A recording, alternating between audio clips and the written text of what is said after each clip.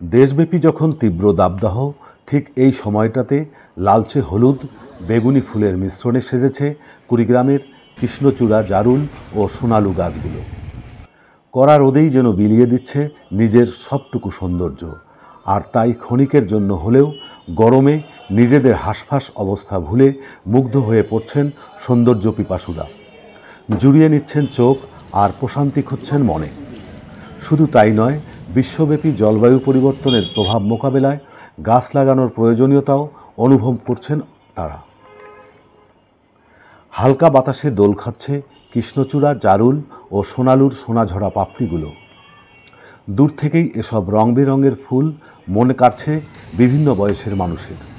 তাই সূর্যের প্রখর রোদ আর দাবদাহের মাঝেও একটু শীতল পরশ নিতে অনেকেই চলে আসছেন এসব ফুলে ভরা গাছের কাছে।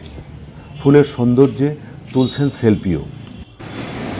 আমাদের ডায়াবেটিস হাসপাতালে এই গাছটা ফুলের সৌন্দর্যটা অন্যরকম।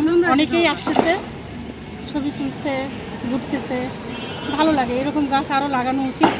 সবার মন মানসিকতা ভালো হবে গাছের জন্য, উদ্যোগ নেওয়া উচিত এরকম গাছ লাগানোর জন্য। আর এত সুন্দর ফুল আমাদের এই হাসপাতালের শোভা অবশ্যই বর্ধন করে। আর এই ধরনের গাছ কুড়িগ্রামের আনাচে কানাচে যদি হয় তাহলে আমাদের শহর আরও বেশি সুন্দর, আরও বেশি পরিচ্ছন্ন হবে। কুড়িগ্রাম জেলা শহরের বিভিন্ন পয়েন্টে শোভাবর্ধন করে দাঁড়িয়ে আছে বেশ কিছু কৃষ্ণচূড়া, জারুল ও সোনালু গাছ। বৈশাখের খা খা তপ্ত রোদে যখন কোনো দিকে চোখ ফেরানো দায়, ঠিক তখনই চোখের প্রশান্তির খোরাক হয়ে উঠেছে এই কৃষ্ণচূড়া সহ অন্যান্য মৌসুমি ফুল।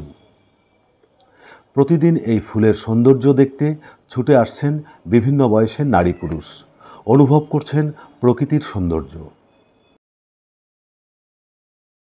আরও বেশি করে লাগানো উচিত বিভিন্ন জায়গায়, তাহলে মানুষ সৌন্দর্য পিপাসু মানুষের যেরকম মনের একটা খোরাক জুটবে, তেমনি প্রাকৃতিক যে ভারসাম্য, আমাদের যে সবুজ যে বনায়নের যে মানসিকতাটা, সেটাও গড়ে উঠবে এবং আমাদের দেশটা সতেজ, মানে সুন্দর, ভালো থাকবে। প্রকৃতিটাও ভারসাম্য বজায় থাকবে।